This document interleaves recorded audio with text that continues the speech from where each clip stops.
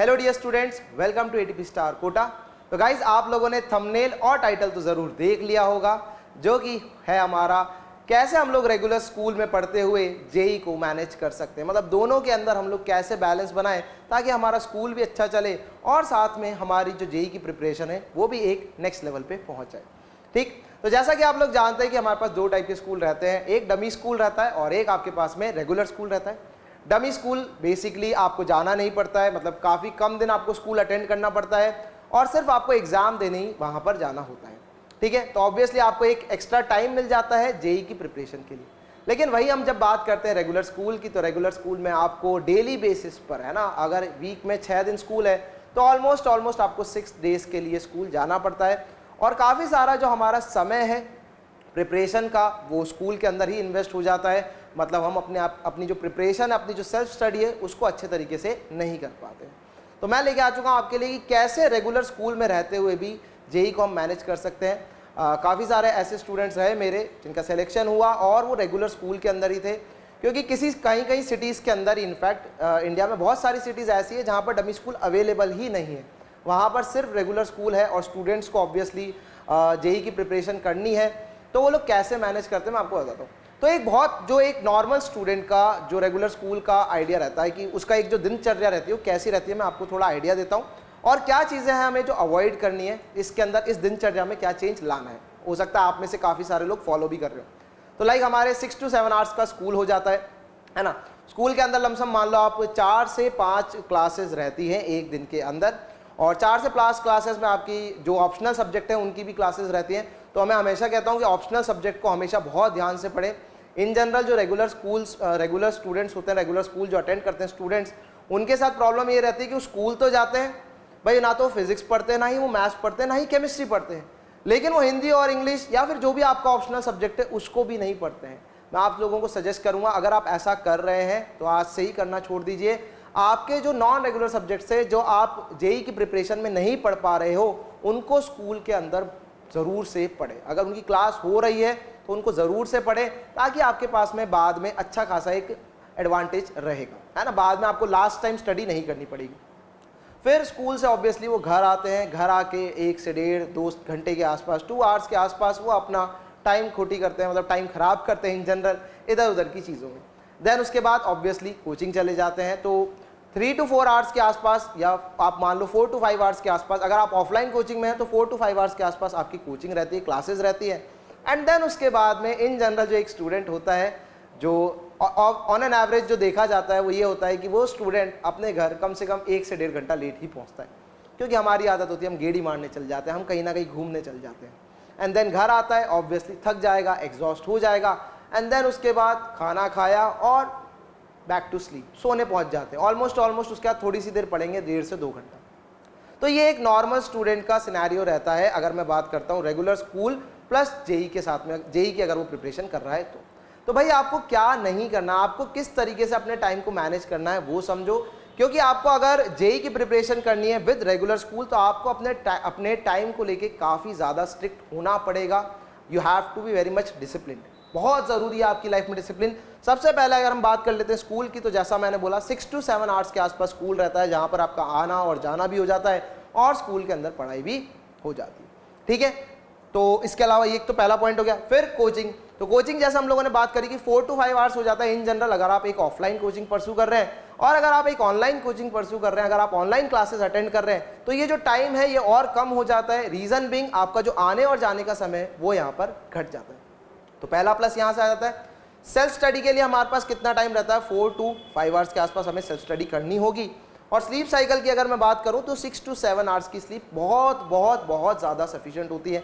काफ़ी लोग कहते हैं कि 8 आवर्स तो मिनिमम चाहिए ही चाहिए, वरना दिमाग अच्छे से काम नहीं करता है। ये सब कहने की बातें हैं। अगर आप 6 to 7 आवर्स की आराम से बहुत अच्छी स्लीप ले रहे हो तो भी आपका दिमाग बहुत अच्छा रहेगा, एक फ्रेश माइंड से उठोगे।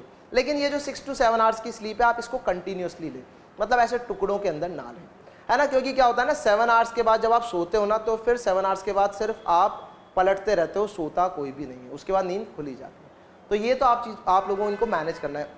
अब आप लोग सोच रहे होंगे कि इसमें सर हमारे खाने का भी टाइम होता है और भी 2-3 चीज़ें होती है जो हमें अपने दिनचर्या के अंदर करनी होती है। तो भाई मैं आपको पहला सजेशन यही दूंगा कि अगर आप कॉम्पिटिटिव जेई की प्रिपरेशन कर रहे हैं तो you have to be very much discipline. आपको ये जो सारी माया है इससे त्याग देना पड़ेगा। दोस्त यार, टाइम पास, घूमना फिरना, इन सब चीज़ों से कुछ समय के लिए दूर हटना ही पड़ेगा, सबसे पहली चीज़। और जब आप इन चीज़ों से दूर हट जाओगे तो आप एक्चुअली में ये पाओगे कि आपका अब जो टाइम है पढ़ने का वो बढ़ चुका है। अब आपके पास और ज़्यादा टाइम जो है वो क्रिएट हो चुका है। जैसा मैं हमेशा कहता हूँ 24 आवर्स ही हैं और 24 आवर्स में से ही स्टूडेंट्स मैनेज भी करते हैं और एग्ज़ाम को क्रैक भी करते हैं। तो ये आपके पास में एक नॉर्मल अप्रोच होनी चाहिए, अपने एक दिन की पूरी अप्रोच होनी चाहिए। इसी के अंदर आपको अपने खाने को भी इंक्लूड करना है और इसके अलावा जो काम होते हैं बाकी सबको भी इंक्लूड करके रखना है। ठीक, चलो इसके अलावा मैं कुछ और लेके आया हूँ आपके लिए, सोचो ज़रा हटके। तो आपको कुछ और भी सोच, आपको कुछ और भी इम्प्लीमेंटेशंस हैं जो अपनी रियल डेली लाइफ के अंदर लाने पड़ेंगे। क्योंकि क्या होगा, जनरली मेरे पास भी कभी कभार स्टूडेंट्स के फ़ोन आते रहते हैं काफ़ी बार कि सर स्कूल के होमवर्क को भी कैसे मैनेज करें, ये सारी चीज़ें हमसे नहीं हो पाती है। तो भाई सबसे पहला पॉइंट देखो, complete school homework in school. अगर आपको स्कूल का कोई भी होमवर्क मिल रहा है तो try to complete that school homework in school. मैं आप लोगों को बहुत जेन्युइनली बताता हूँ, एक्चुअली में क्या होता है, जो स्कूल में होमवर्क मिलता है और जनरली जो जेई की प्रिपरेशन में टॉपिक्स चल रहे होते हैं वो भी काफ़ी मिसमैच्ड रहते हैं। दोनों का जो अलाइनमेंट है वो प्रॉपर नहीं होता है। जेई का बिल्कुल अलग चल रहा होता है और स्कूल का अलग चल रहा होता है।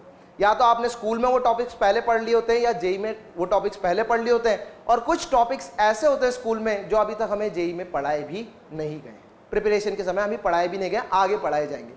तो अगर उनका कुछ होमवर्क मिलता है तो आपके कुछ ऐसे दोस्त होंगे जो रेगुलरली स्कूल्स अटेंड करते होंगे और काफ़ी सीरियस वाले होंगे, तो कोशिश करो कि उनसे होमवर्क में आप मदद मांग लो और होमवर्क को आप स्कूल के अंदर ही कंप्लीट कर लो, ताकि आपके पास में घर आने के बाद स्कूल से रिलेटेड कोई भी जो वर्क है नया बच जाए। मतलब स्कूल की रिलेटेड कोई भी टेंशन आपको घर लेके आनी ही नहीं है। जितनी मैक्सिमम पॉसिबल है आपको स्कूल के अंदर ही उसको खत्म करके आना है। दूसरी, अगर हम बात करते हैं invest maximum time for JEE preparation, तो ऑब्वियसली आप लोगों को अपने मैक्सिमम टाइम को जेई प्रिपरेशन में इन्वेस्ट करना है। ठीक, तो 11th क्लास में जब हम लोग पढ़ते हैं, लाइक अगर आप जेई 2025 के लिए प्रिपरेशन कर रहे हैं तो 11th क्लास में अगर आप पढ़ रहे हैं तो आपको अपने मैक्सिमम 11th के अंदर ही जेई की प्रिपरेशन में बहुत अच्छा निखार लेके आना है। आप लोग जानते हैं 11th क्लास बहुत ज़्यादा बेसिक होती है जब हम लोग प्रिपरेशन कर रहे होते हैं, और इन्हीं का यूज़ आपको 12th में देखने को मिल जाएगा। तो अगर आपका बेस, आपका 11th बहुत ज़्यादा अच्छा हो गया तो फिर आपकी जो प्रिपरेशन है, आगे आने वाली जो 12th में प्रिपरेशन है वो थोड़ी आसान हो जाएगी।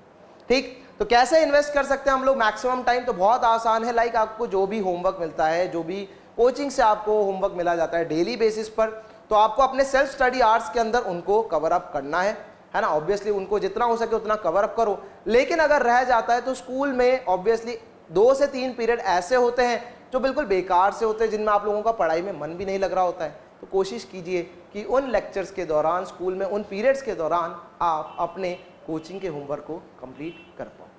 सही है।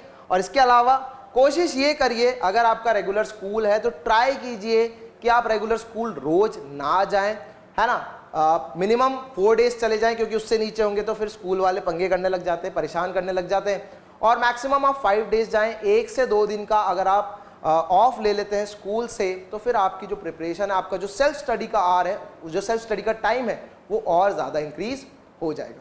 एक और चीज़ आप लोगों को ध्यान रखनी है, संडेज़ के दिन बिल्कुल भी टाइम वेस्ट ना करें। संडेज़ आपके लिए बिल्कुल एक बोनस राउंड है, बोनस डे है, वहाँ से आपको मैक्सिमम आउटपुट निकालना है अपनी जेई की प्रिपरेशन के अंदर। ओके। और इसके अलावा जैसा मैं कहता हूँ कि अगर आप ऑनलाइन कोचिंग पढ़ रहे हो, अगर ऑनलाइन क्लासेस अटेंड कर रहे हो तो काफ़ी ज़्यादा आपके लिए मदद भी हो जाती है। और उसी के लिए हमारा जो चैम्पियन बैच है हमारा लॉन्च हो चुका है, तो आप ज्वाइन भी कर सकते हो। आप लोगों को कॉन्टैक्ट नंबर स्क्रीन के ऊपर दिख रहा होगा। ओके स्टूडेंट्स, तो सेशन अगर पसंद आया हो तो लाइक ज़रूर कर देना, और आप लोग मुझे कमेंट में बताओ कि क्या आपके लिए अगला वीडियो, किस टॉपिक पे आपके लिए अगला वीडियो लाया जाए। Till then, bye bye guys.